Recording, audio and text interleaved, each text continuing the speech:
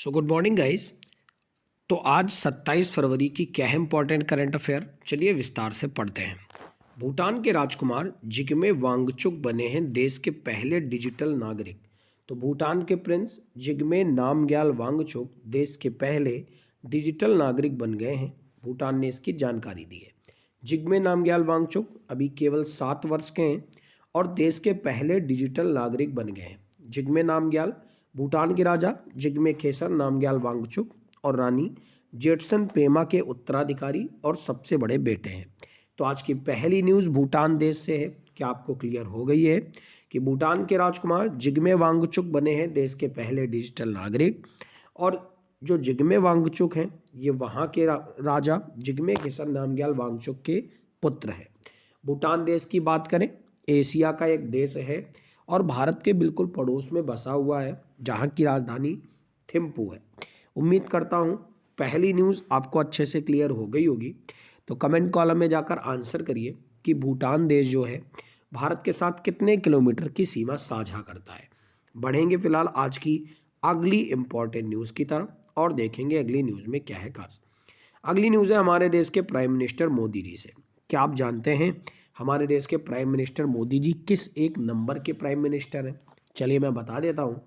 हमारे देश के प्राइम मिनिस्टर 14th नंबर के हैं। कितने नंबर के? 14th नंबर के।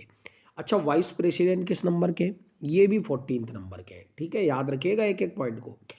अगर बात करें प्रेसिडेंट तो ये 15th नंबर के। प्रेसिडेंट 15th है, वाइस प्रेसिडेंट 14th है और प्राइम मिनिस्टर भी 14th है।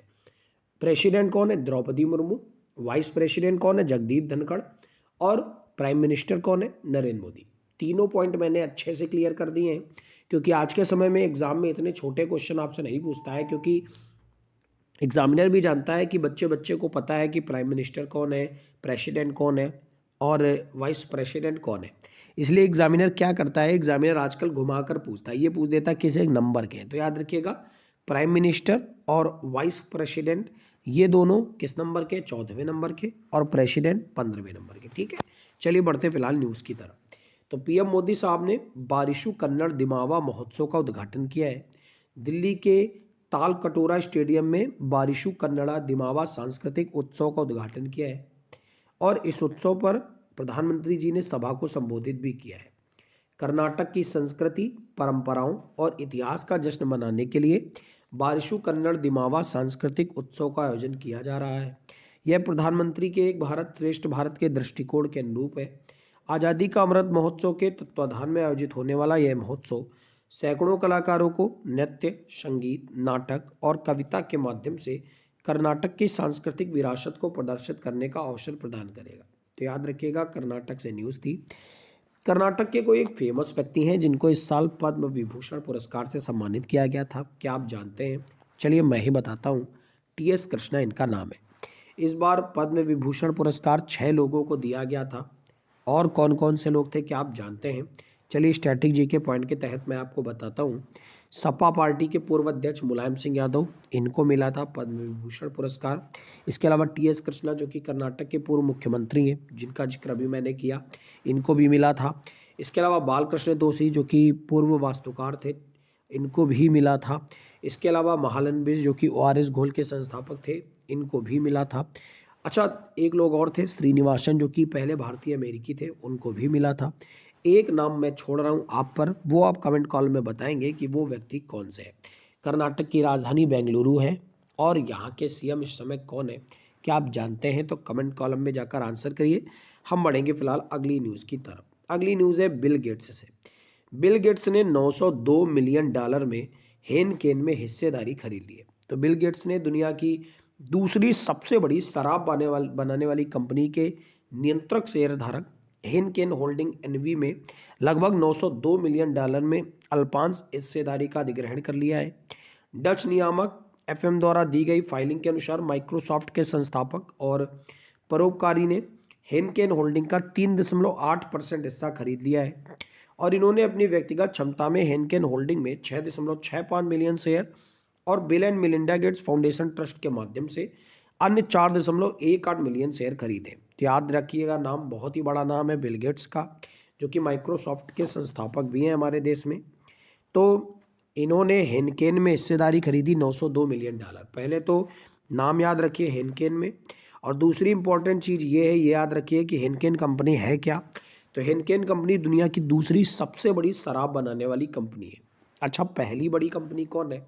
कमेंट कॉलम में आप आंसर करिए। बात हुई है बिल गेट्स से, तो bill and Melinda Gates foundation भी इन्हीं का है। बहुत इंपॉर्टेंट व्यक्ति हैं और बहुत ही ज़्यादा परोपकारी व्यक्ति हैं। इनके बारे में कहावत कही जाती है कि अपनी संपत्ति का 99% हिस्सा लगभग दान कर देते हैं। ठीक है, चलिए बढ़ते हैं फिलहाल अगली न्यूज़ की तरफ। अगली न्यूज़ है, हमारे देश में 4 साल पूरे हुए एक योजना को, और इसका नाम है प्रधानमंत्री किसान सम्मान निधि योजना। 24 फरवरी को 2023 में 4 साल पूरे हो गए हैं प्रधानमंत्री किसान सम्मान निधि योजना। इस योजना को किसानों की आय में वृद्धि करने के उद्देश्य से लॉन्च किया गया था। तो बेसिकली याद रखिएगा, किसानों के लिए ही योजना लॉन्च करी गई थी। इस योजना के तहत किसानों को 6,000 रुपये वार्षिक की वित्तीय सहायता प्रदान की जाती है। इस योजना को मोदी जी ने 24 फरवरी 2019 को उत्तर प्रदेश के गोरखपुर से लॉन्च किया था। इसका क्रियान्वयन केंद्रीय कृषि और किसान कल्याण मंत्रालय द्वारा किया जाता है। ठीक है, तो उम्मीद करता हूँ क्लियर हो गया होगा कि प्रधानमंत्री किसान सम्मान निधि योजना के 4 साल पूरे हुए। आइए कुछ और इम्पोर्टेंट फैक्ट इस योजना के बारे में जान लेते हैं। प्रधानमंत्री किसान सम्मान निधि योजना 24 फरवरी 2019 को प्रधानमंत्री जी द्वारा भूमि सुधारक किसानों की वित्तीय जरूरतों को पूरा करने के लिए इसे लॉन्च किया गया। इस योजना के तहत 3 समान किस्तों में प्रतिवर्ष 6,000 रुपये के वित्तीय लाभ दिया जाएगा। ठीक है, यह भारत सरकार द्वारा 100% वित्त पोषण के साथ एक केंद्रीय क्षेत्र की योजना है। इसे कृषि और किसान कल्याण मंत्रालय द्वारा क्रियान्वित किया जाता है। अब तक पात्र किसान परिवारों को पीएम किसान के तहत 12 किस्तों में 2 लाख करोड़ रुपए से अधिक का लाभ मिल चुका है। तो न्यूज़ याद रखिएगा, प्रधानमंत्री किसान सम्मान निधि योजना के 4 साल पूरे हो गए। अब यहाँ पर कृषि एवं किसान कल्याण मंत्रालय का जिक्र हो रहा है, तो कौन है कृषि मंत्री? कमेंट कॉलम में जाकर आंसर जरूर करें। बढ़ते फिलहाल अगली न्यूज़ की तरफ। अगली न्यूज़ बहुत ही ज़्यादा इंपॉर्टेंट है। आपको पता है अंडर 19 वर्ल्ड कप चल रहा था T20 का, जो कि अब समाप्त हो गया है। हालांकि भारत इसमें सेमीफाइनल में हारकर बाहर हो गया है। बड़े दुख की बात रही है, लेकिन फिर भी क्रिकेट में हार जीत तो होती ही रहती है। तो अफ्रीका के न्यूलैंड्स में फाइनल मैच हुआ है। अफ्रीका के न्यूलैंड्स में केपटाउन ग्राउंड में, जहां पर ऑस्ट्रेलिया ने लगातार अपनी बादशाहत जारी रखी है।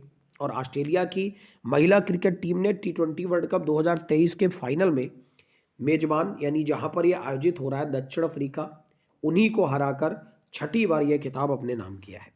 ठीक है, फाइनल मुकाबले में ऑस्ट्रेलिया ने साउथ अफ्रीका को 157 रनों का लक्ष्य दिया था, जिसे साउथ अफ्रीका पूरा नहीं कर पाई और ऑस्ट्रेलियाई महिलाओं ने इसे जीत लिया। ठीक है, तो याद रखिएगा गाइस। और ऑस्ट्रेलिया की सर्वश्रेष्ठ क्रिकेटर कौन नहीं, तो इनका नाम है बेथी मून। फिर से याद रखिए, इनका नाम क्या है? बेथी मून। ठीक है, तो ऑस्ट्रेलिया ने अंडर 19 T20 वर्ल्ड कप 2023 के फाइनल में मेजबान दक्षिण अफ्रीका को हराकर छठी बार चैंपियनशिप जीती है। तो इन सारे पॉइंट को आपको याद रखना पड़ेगा। ऑस्ट्रेलिया की छठी खिताबी जीत है। इससे पहले ऑस्ट्रेलिया रिकॉर्ड 5 बार T20 वर्ल्ड कप खिताब जीत चुकी है, और पहली बार ऑस्ट्रेलिया ने यह खिताब 2010 में जीता था, जहां उन्होंने इंग्लैंड को हराया था। ठीक है, तो बहुत ही ज़्यादा इंपॉर्टेंट है। आप देखते भी हैं कि ऑस्ट्रेलिया चाहे पुरुष टीम हो या फिर महिला टीम हो, इसने बहुत बार खिताब जीते हैं। पुरुष टीम भी कई बार खिताब जीत चुकी है और महिला टीम भी कई बार खिताब जीत चुकी है। तो याद रखिएगा गाइस, बहुत ही ज़्यादा इंपॉर्टेंट न्यूज़ है। भारत तो हार चुका है, लेकिन फिर भी अंडर 19 क्रिकेट विश्व कप जो कि आपके एग्जाम में आ सकता है, तो ये न्यूज़ आपको अच्छे से याद रखनी है। बढ़ते हैं अगली न्यूज़ की तरफ। अगली न्यूज़ है भारतीय अमेरिकी, जिनका नाम है विवेक रामास्वामी। इन्होंने 2024 में होने वाले राष्ट्रपति चुनाव में रिपब्लिकन पार्टी के उम्मीदवार बनने की दौड़ में शामिल होने की घोषणा कर दी है। बड़ा नाम है, याद रखिएगा। निक्की हेली के बाद दूसरे भारतीय अमेरिकी हैं जिन्होंने अमेरिकी राष्ट्रपति चुनाव के लिए अपनी दावेदारी पेश करी है। अभी आपको याद होगा 2-3 रोज पहले ही मैंने आपको पढ़ाया था कि निक्की हेली, जो कि भारतीय अमेरिकी है, इन्होंने भी अपनी राष्ट्रपति चुनाव के लिए दावेदारी पेश करी है। और अब दूसरा नाम सामने आया है जो कि विवेक रामास्वामी का है। ठीक है, बात करें तो निक्की हेली ने हाल ही में रिपब्लिकन पार्टी की ओर से अपनी अमेरिकी राष्ट्रपति चुनाव के लिए दावेदारी पेश करी थी। अगर विवेक रामास्वामी की बात करें तो 9 अगस्त 1985 को जन्मे थे और केरल से जाकर अमेरिका में बस गए थे। बात करें विवेक रामास्वामी की, तो स्ट्राइव एसेट मैनेजमेंट के सह संस्थापक और कार्यकारी अध्यक्ष भी हैं वर्तमान में। तो निक्की हेली और विवेक रामास्वामी दोनों भारतीय अमेरिकी हैं। इन दोनों लोगों ने अमेरिकी राष्ट्रपति चुनाव के लिए दावेदारी पेश कर दी है। बात करें अमेरिका की, प्रेजेंट टाइम में राष्ट्रपति कौन है, तो ये जो बाइडेन है। उपराष्ट्रपति कौन है, भारतीय मूल की है, कमला हैरिस। अच्छा, जो बाइडेन किस एक नंबर के प्रेसिडेंट हैं, अब ये आप कमेंट कॉलम में बताइए। जैसे भारत के बारे में मैंने जिक्र किया था ना शुरुआत वीडियो में, वैसे ही अब आप अमेरिका के बारे में बताइए किस नंबर के प्रेसिडेंट और किस नंबर की वाइस प्रेसिडेंट है। बढ़ते हैं फिलहाल अगली न्यूज़ की तरफ। अगली न्यूज़ है विमेंस प्रीमियर लीग से। आपको पता है इंडियन प्रीमियर लीग जो कि पुरुषों का क्रिकेट होता है, जिसका 16वां संस्करण होने वाला है कुछ ही दिनों में, उसी तर्ज पर विमेंस प्रीमियर लीग भी इस साल शुरू किया गया है। 5 टीमें हिस्सा ले रही हैं और सबसे महंगी खिलाड़ी स्मृति मंधाना बिकी है, जो कि इनको रॉयल चैलेंजर बेंगलुरु ने 3.4 करोड़ में खरीदा है। तो मेन इंपॉर्टेंट पॉइंट तो मैंने आपको बता ही दी है। इसके अलावा इंडियन प्रीमियर लीग में सैम करन सबसे महंगे खिलाड़ी बिके हैं, जिनको किंग्स पंजाब ने खरीदा है। कितने करोड़ में खरीदा है, ये कमेंट कॉलम में आंसर जरूर करें। तो न्यूज़ यहाँ पर विमेंस प्रीमियर लीग से है, जिसके टाइटल स्पॉन्सर की घोषणा कर दी है और टाइटल स्पॉन्सरशिप टाटा ग्रुप को मिल गई। टाटा ग्रुप जो कि इंडियन प्रीमियर लीग का भी स्पॉन्सर है और विमेंस प्रीमियर लीग का भी स्पॉन्सर बढ़ गया है। ठीक है, 5 टीमें हिस्सा ले रही हैं, जैसा कि मैंने अभी आपको बताया ये। और 4 मार्च से इसकी शुरुआत हो रही है। पहला मैच गुजरात जायंट्स और मुंबई इंडियंस के बीच होगा। न्यूज़ क्लियर हो गई है ना। चलिए बढ़ते हैं फिलहाल अगली न्यूज़ की तरफ। अगली न्यूज़ है पूर्व IAS अधिकारी VPR सुब्रमण्यम को नीति आयोग का नया CEO बनाया गया है। अभी आपने कुछ दिन पहले ही सुना था परमेश्वरन अय्यर, जिनको नीति आयोग का CEO बनाया गया था, तो इनकी जगह ली है VPR सुब्रमण्यम ने। तो फिर परमेश्वरन अय्यर का क्या हुआ, तो इन्हें 3 वर्षों के लिए विश्व बैंक का कार्यकारी निदेशक बनाया गया। ये सारे इंपॉर्टेंट फैक्ट हैं। पहला पॉइंट, नीति आयोग जिसके नए CEO बने VVR सुब्रमण्यम। तो परमेश्वरन अय्यर का क्या हुआ, इन्हें 3 साल के लिए वर्ल्ड बैंक का कार्यकारी निदेशक बनाया गया है। छत्तीसगढ़ कैडर के 1987 बैच के IAS ऑफिसर हैं सुब्रमण्यम, जो कि 30 सितंबर को रिटायर हुए थे पिछले साल। नीति आयोग की यहाँ पर बात हुई है। 1950 में इसकी स्थापना हुई थी योजना आयोग के बीच में, योजना आयोग के रूप में, जिसका काम देश के लिए योजनाओं को बनाना था। 1 जनवरी 2015 को नाम बदलकर मोदी सरकार के अंतर्गत नीति आयोग कर दिया गया, जिसका एक अच्छा खासा फुल फॉर्म भी है, national institution for transforming India. ठीक है, और इसके मुख्य कौन होते हैं, तो प्रधानमंत्री जी इसके अध्यक्ष होते हैं। ठीक है, याद रखिएगा गाइस। और इसके उपाध्यक्ष की नियुक्ति प्रधानमंत्री द्वारा ही करी जाती है। सारे पॉइंट बहुत ही ज़्यादा इंपॉर्टेंट है। कौन है नीति आयोग के उपाध्यक्ष, तो यह है सुमन बेरी। कौन है, सुमन बेरी। चलिए बढ़ते हैं आज की आखिरी न्यूज़ की तरफ। आज की आखिरी न्यूज़ बहुत ही ज़्यादा इंपॉर्टेंट है। भारत के 80वें नंबर के ग्रैंड मास्टर बन गए। ग्रैंड मास्टर कौन होता है, जो चेस खेलता है।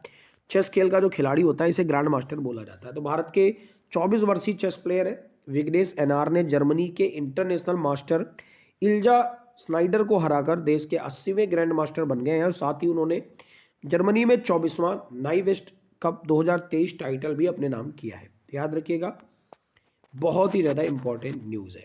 इससे पहले उनके भाई विशाख एनआर भी 2019 में भारत के 59वें ग्रैंड मास्टर बने थे। ठीक है, तो इस तरह भारत के ग्रैंड मास्टर में पहली बार ऐसा हुआ भी है चेस इतिहास में कि 2 भाई भारत के ग्रैंड मास्टर बने हैं।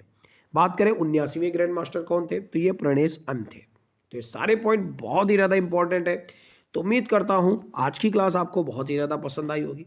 क्लास आपको पसंद आई है, दोस्तों के साथ शेयर करें, वीडियो को लाइक करें, पहली बार चैनल में जुड़ रहे हो सब्सक्राइब करना ना भूलें। आपका दिन मंगलमय हो। Thank you everyone, God bless you all.